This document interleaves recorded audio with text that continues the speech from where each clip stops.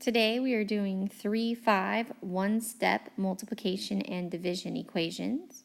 We have our multiplication property, which is m over 5, which equals 6. So if we were to solve this, we would need to do the opposite of division, which is to multiply by 5 to both sides. These 5s would go away. I'd be left with m equals 6 times 5 is 30. Then we have our division property, which is 3x equals negative 12. I will then do the opposite of multiplication, so we're going to divide by 3 to both sides to get x by itself. I have x equals negative 4.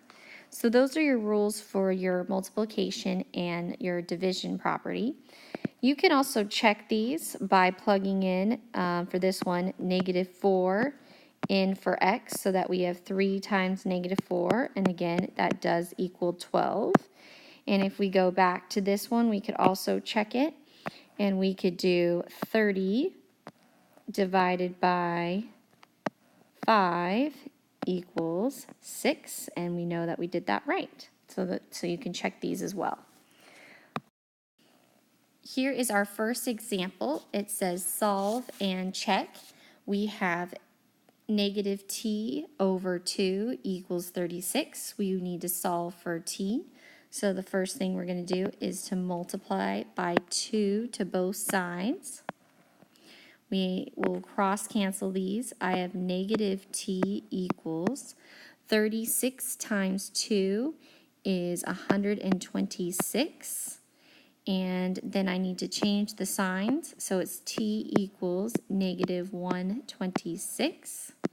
And the reason I'm changing the signs and what I'm saying by that is if you have a negative, you can either multiply by a negative 1 or divide by a negative 1 to both sides, and it just flips the sign so that t becomes positive and 126 becomes negative. Let's look at B. We have 8x equals 46 minus 14.